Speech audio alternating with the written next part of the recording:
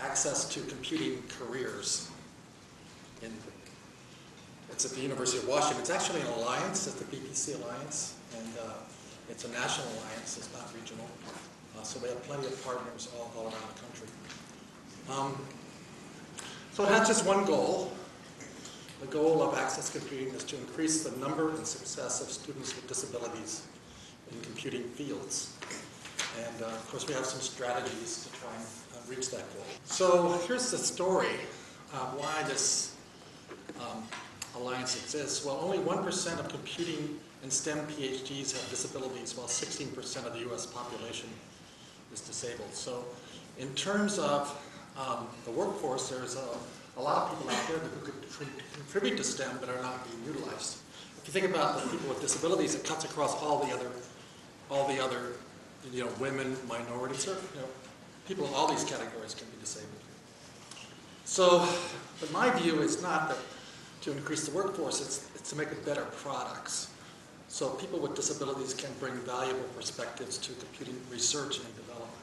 So having that disabled person on your team can give kind of a new insight, especially if you're doing the kind of research I do, which I'll talk about shortly. So this is really in the broadening participation category. So it goes back to one of the earlier categories. So we have three sort of approaches to this problem, three strategies. One is direct interventions for students. So it's a little different than NC WIT, which doesn't do direct interventions. So I'll describe one of them as an example.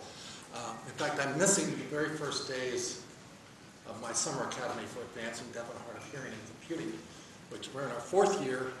It's at the University of Washington. We bring in students from all over the country. They're rising juniors and seniors in high school, plus some freshmen and sophomores in college. We have 10 of them.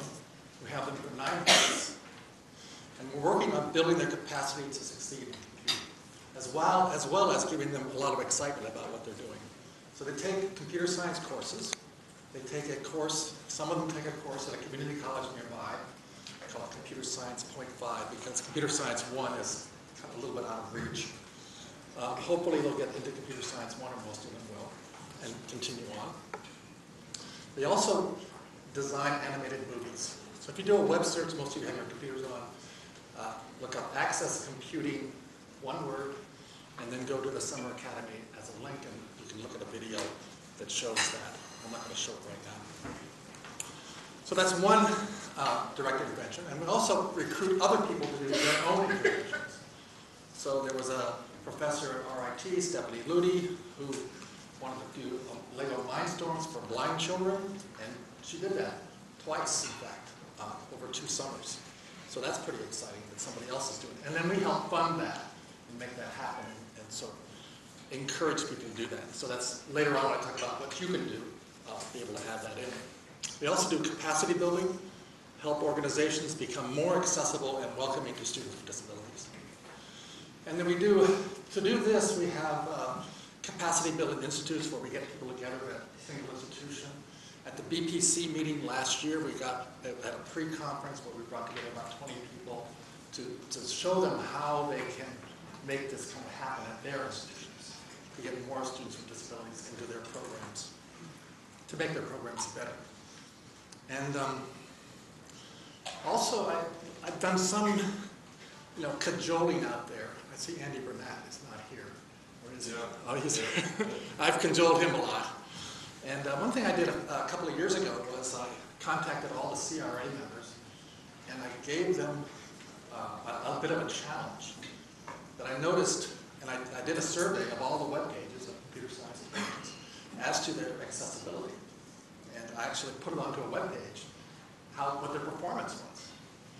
And at the time, I'll just give a number here, and I'll explain what it means, that across the board, computer science departments were about 50% accessible. And I just did a check recently, and they're now 75% accessible. So there's been a big improvement. And by the way, we did, using the Wayback Engine, we were able to find out earlier, it's been 50% for a long, long time, and it just suddenly rose. So that's capacity building. So I was able to construct the addresses, the email addresses for all the chairs of those departments through the CRA website. So that gives you an idea of the capacity building we're trying to do.